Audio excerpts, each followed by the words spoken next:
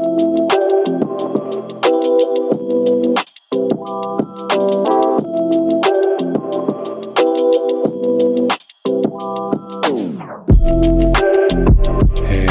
welcome to the Balanced FLUX podcast. I'm Tenny McLeod, and these are my takes on cultivating mental health, enhancing personal productivity, thereby living a balanced life. I hope that you'll be inspired to expand the quality of your life and in turn, empower others along the way. Expect new episodes on Sundays at 1 p.m. UTC on major podcast apps and platforms. And remember that you can always get more information on the website at balancedflux.com. So join me now and every week on this inspiring and fulfilling journey through the Balanced FLUX podcast.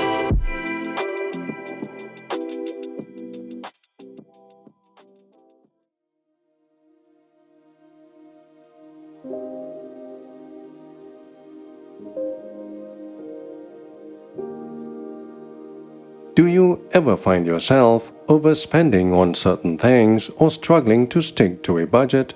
Or maybe you feel like you're constantly running out of time even though you're busy all the time. It's as though your brain's playing tricks on you when it comes to these things.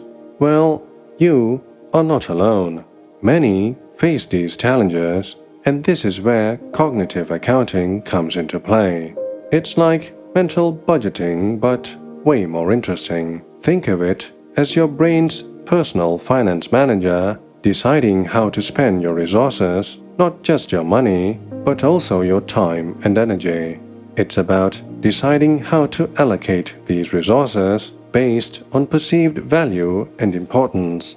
For example, you might justify spending more on a night out because it feels like a reward for your hard work, even if it means cutting back elsewhere. Now, in simple terms, cognitive accounting refers to how your mind categorizes and values resources like time, money, and energy. Imagine your brain having different label jars for each of these. This mental labeling influences how you decide to use them. It's a bit like having a weekend fun money jar and a bill money jar in your head, or a work time jar and a family time jar. However, there's more to it than just labeling. Cognitive accounting also affects how you perceive gains and losses. For example, finding some cash in your old jeans might feel luckier than receiving, say, a cash bonus, even though the amount of money may be the same. This is because your brain frames these gains differently.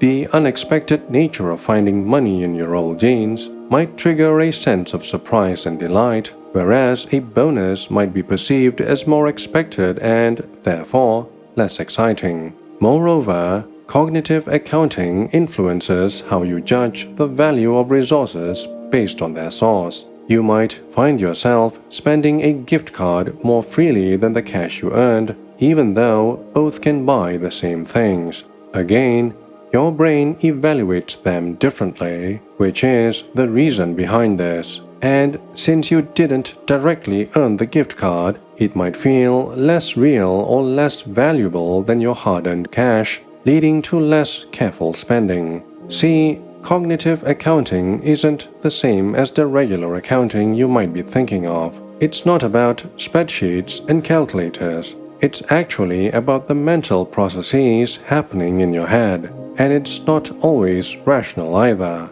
Your emotions can totally mess with your cognitive accounting. For instance, feeling stressed or sad might lead you to overspend as a way to cope with those emotions, even if it's not the most financially sound decision. Having said that, it's important to remember that cognitive accounting isn't fixed. You can realistically learn to reframe your thinking and make better decisions. Think of it as training your brain's personal finance manager to be more efficient and aligned with your goals. By becoming more aware of your cognitive biases and emotional influences, you can gain more control over, say, your spending habits. Now, when you begin budgeting your resources mindfully, you can reduce stress and make better decisions. You'll also understand your spending habits better, which can lead to increased happiness as you align your spending with your values. For example, if you cherish experiences over material possessions, you might consciously allocate more resources towards travel and adventure, leading to greater satisfaction. But then again, you might overthink things and end up with decision paralysis. There's also the risk of becoming mentally rigid, hindering flexibility in your spending, and you might even find yourself justifying overspending in certain categories. For instance, you might convince yourself that buying expensive coffee every day is justified because it's your treat and somewhat of a status symbol, even if it's draining your budget and, well, quite possibly bad for your health. But hey, don't let these difficulties discourage you. While cognitive accounting has its challenges, it ultimately empowers you to make conscious decisions that are aligned with your well-being, which can lead to a more fulfilling life. So how can you put cognitive accounting into practice? Well, start by becoming more mindful of your spending habits and the mental faculties you're already using. Then, try to consciously reframe your thinking to change how you perceive resources. And lastly, don't forget to regularly review and adjust your cognitive budgeting strategies. This could involve setting spending limits for different categories, tracking your expenses, or even visualizing your financial goals to stay motivated.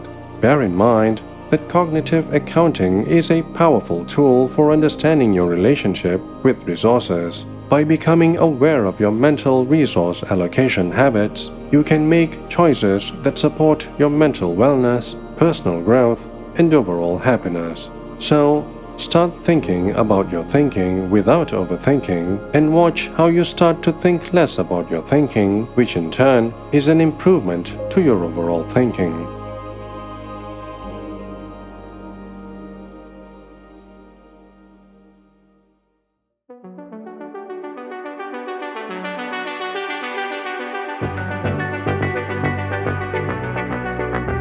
And that's a wrap for this week's episode of the Balanced Flux podcast. A new episode drops every Sunday at 1 p.m. UTC on major podcast apps and platforms. You can also listen to the podcast and extend your support through the website at balancedflux.com. This podcast is intended for informational and educational purposes only. Kindly seek the appropriate care and treatment from licensed professionals. Do join the community on social channels and send your messages there or via email. Either way, if this podcast sparks some form of inspiration, I'd be more than glad to hear from you.